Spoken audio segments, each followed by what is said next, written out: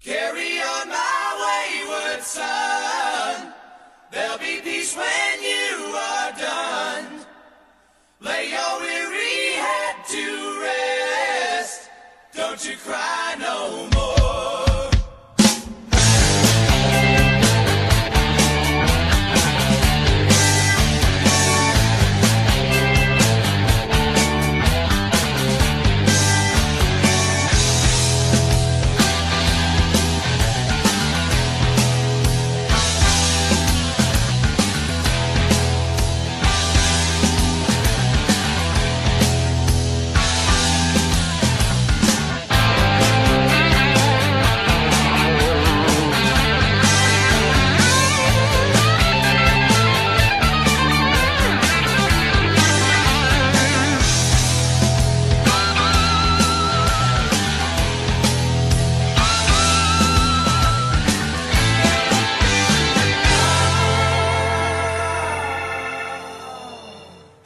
Once I rose above the noise and confusion, just to get a glimpse beyond this illusion.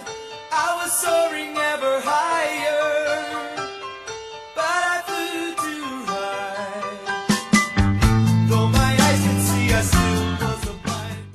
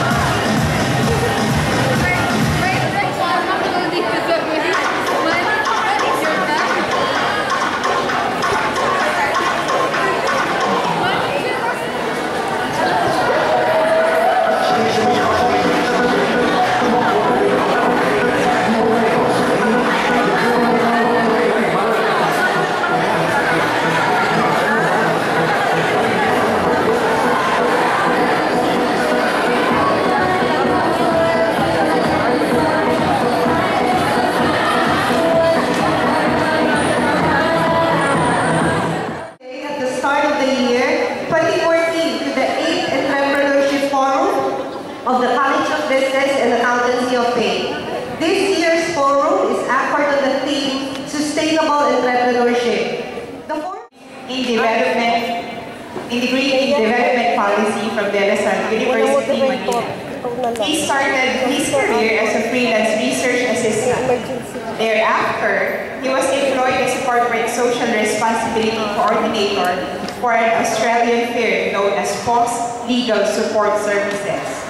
His insatiable desire to share his knowledge and experience led him to join the Academy, where he spent 3 good years working as an associate professor. After that, he decided to leave for Belgium to get to know his Belgian roots and to work there.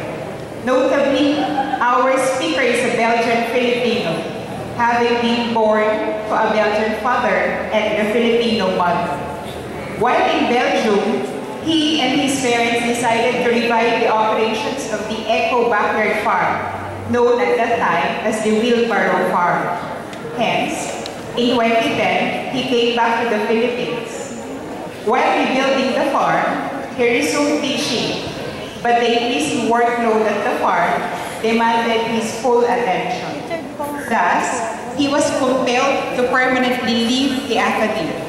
Despite his hectic work schedule, he still finds time to customize motorcycles.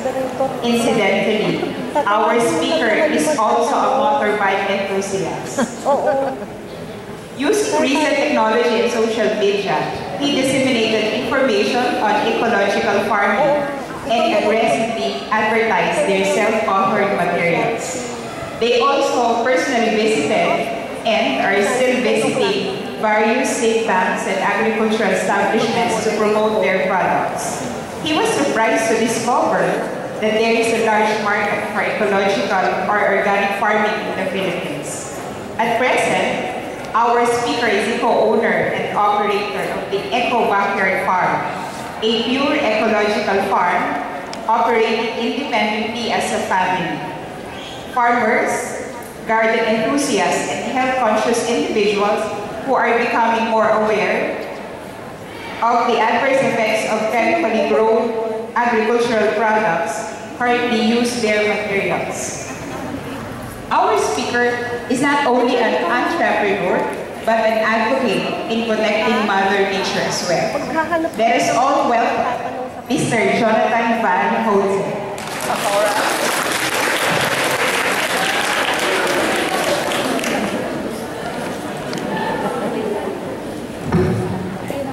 I don't like being on stage.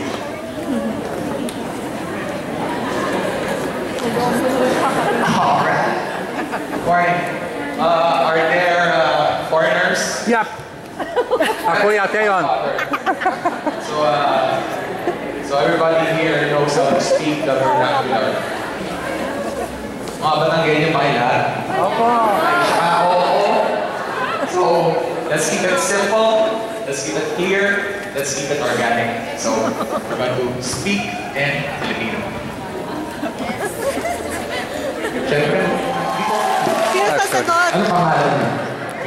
Sino sasagot? JD? Makalis siya na ay mag-host.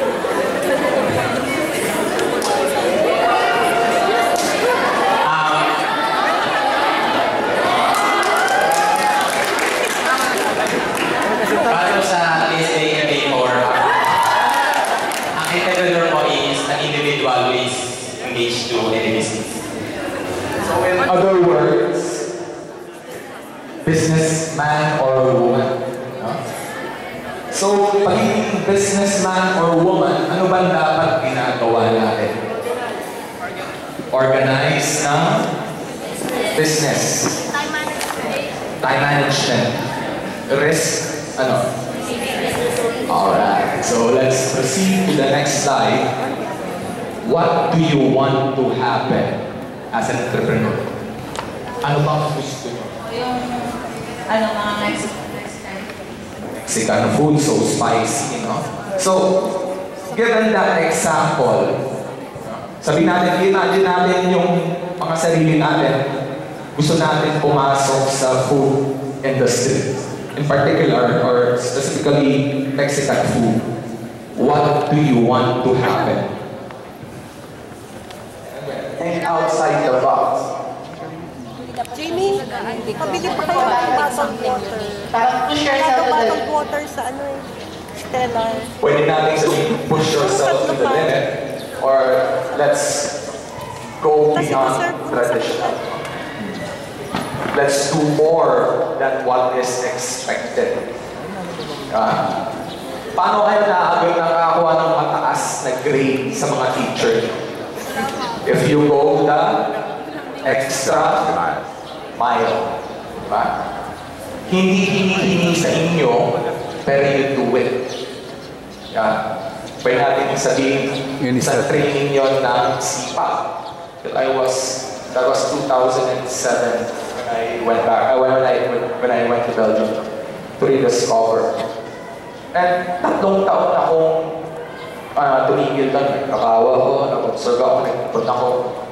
And I decided to panahon na bumalik sa Pilipinas.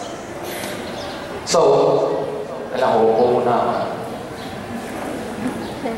So, pinag-isipan namin, ano ba ang gagawin ko? Kasi, matagal ka na wala sa circulation sa pagiging empleyado dito. So medyo mahirap maghanap ng trabaho. Ano bang gagawin natin? May empleyado ba? O gusto ko magtayo ng business?